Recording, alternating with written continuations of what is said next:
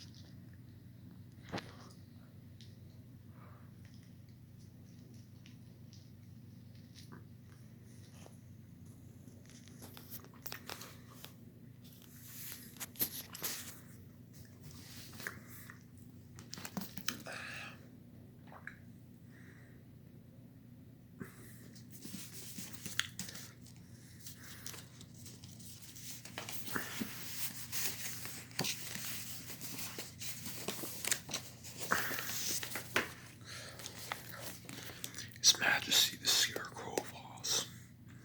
I suppose every reader of this book knows what a scarecrow is, but Jack Pumpkinhead never have seen such creation was more surprised at meeting the remarkable king of the Emerald City than by any other one experience of his brief life. His Majesty the Scarecrow was dressed in a suit of faded blue clothes, and his head was merely a small sack stuffed with straw upon which eyes, ears, nose, and mouth had been rudely painted to represent the face. The clothes were a stuffed straw, so that even His Majesty's legs and arms seemed more bumpy than was necessary. Upon his hands were gloves with long fingers, and these were padded with cotton wisps, straw stuck from the monarch's coat, and also from his neck and king jewels. And the weight of this crown caused his brow to sag in wrinkles, giving a thoughtful expression to a painted face. Indeed, the crown alone betokened majesty. In all else, the Scarecrow King was but simple scarecrow, flimsy, awkward, and unsubstantial. But if the strange appearance of his sophisticated majesty, the Scarecrow of Oz, seemed startling to Jack, no less wonderful was the form of Pumpkinhead.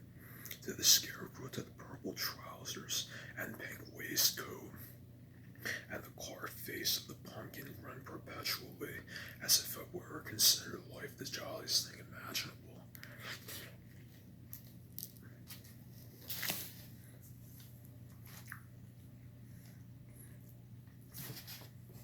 At first, indeed, His Majesty thought his queer visitor was laughing at him, and was inclined to resent such liberty.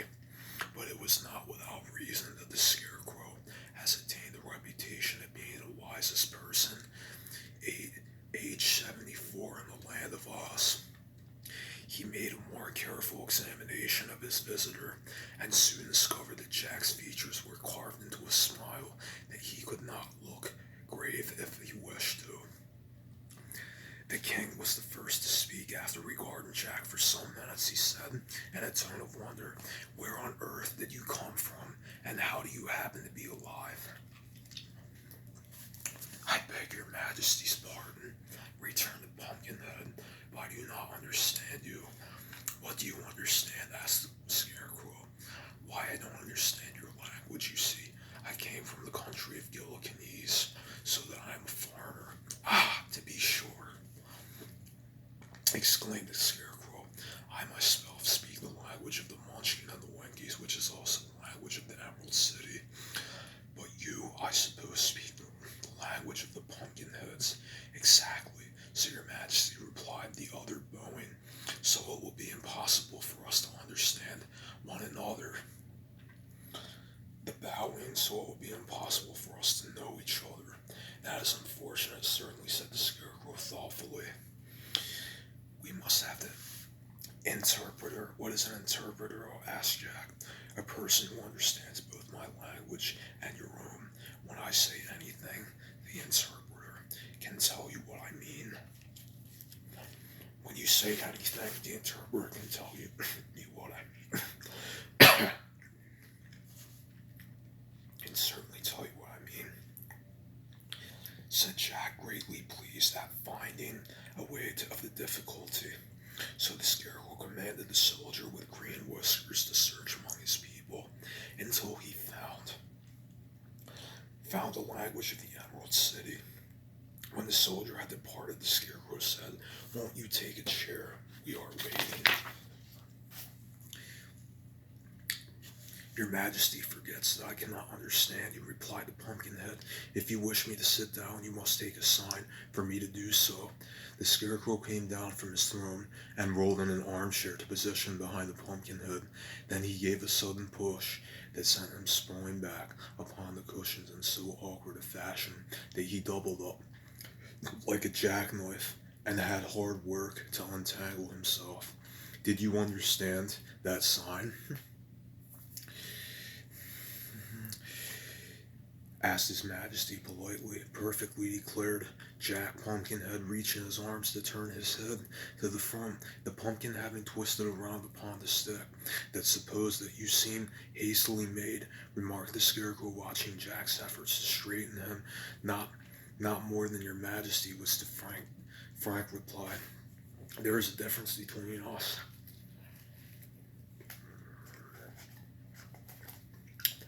Sorry about that, said the Scarecrow. That wherever is I will not but break. You will break but not bend. At this moment the soldier returned, leading a young girl by the hand.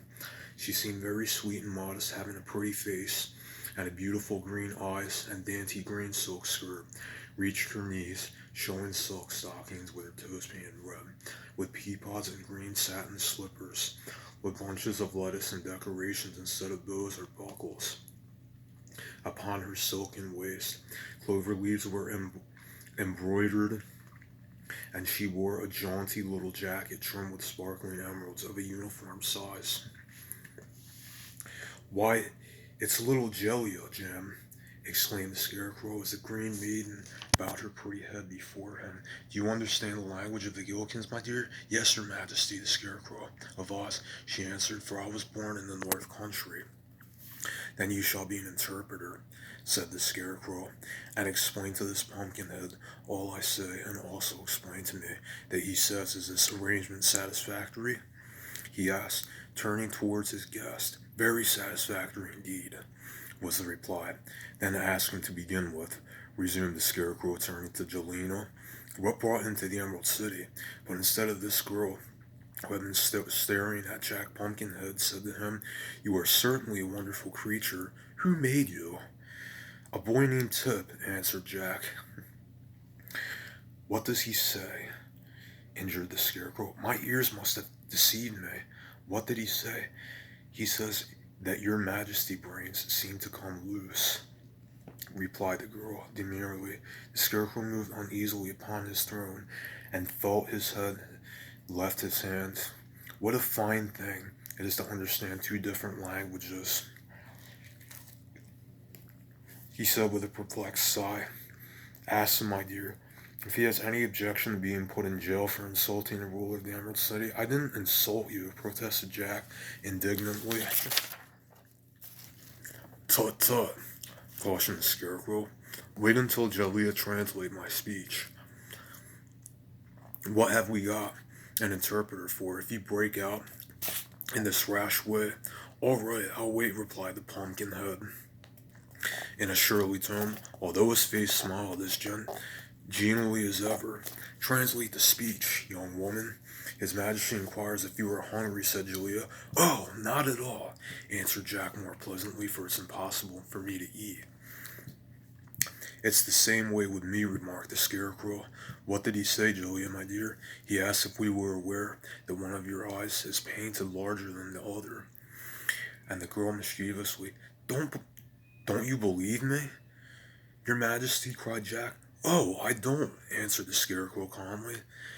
Then, casting a sharp look at the girl, he asked, Are you quite certain you understand the languages of both the Gillikins and the Munchkins? Quite certain, Your Majesty, said Jellia Jam, trying hard not to laugh in the face of royalty. Then how is it that I seem to understand them myself? Inquired the Scarecrow. Because they are one of the same, declared the girl, now laughing merrily. Does you, does not your Majesty know that in all the land of Oz but one language is spoken? Is it indeed so? Cried the Scarecrow, much relieved to hear. Then I might easily have been my own interpreter. It was all my fault, Your Majesty said, looking rather foolish. I thought we must surely speak literally different languages, since we came from different countries. This should be a warning to you to never think, returned the Scarecrow severely, for unless one can think wisely, it is better to remain a dummy, which you most certainly are. I am? I surely am, agreed Jack the Pumpkinhead. It seems to me, continued the Scarecrow, more mildly, that your manufacturer spoiled some good pies to create an indifferent man. I assure your Majesty that I did not ask to be created, answered Jack. Ah, it was the same in my case, said the king, pleasantly, and so, as we differ from all ordinary people, let us become friends with all my heart, exclaimed Jack. What? Have you a heart? asked the Scarecrow, surprised. No, that was only imaginative, I might say. A figure of speech, said the other. Well, your most prominent figure seems to be a figure of which having no brains. You know you have no right to exercise, suggested the Scarecrow warmly. To be sure, said Jack, without the last comprehending. His Majesty then dismissed Jellia Jam and the soldier with the green whiskers. And when they were gone, he took his new friend by the arm and led him into the courtyard to play a game of quoits.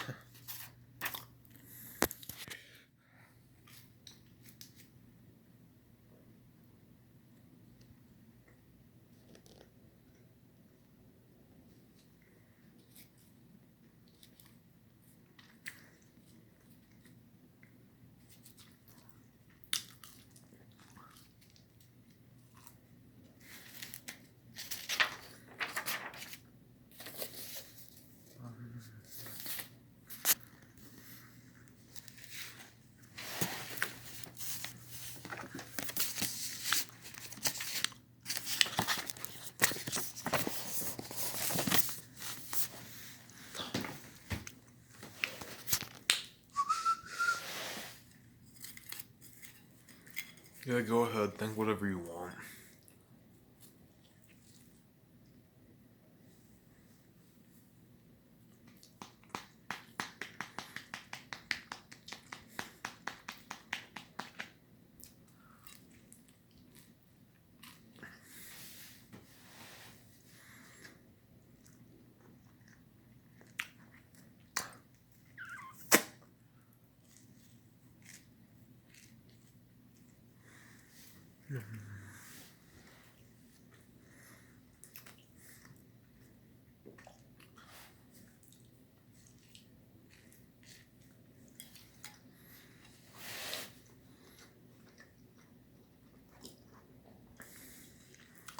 Paninis are one of my favorite sandwiches of all time, as well as Rubens and Tortos. All three are tied at being my favorite of all time.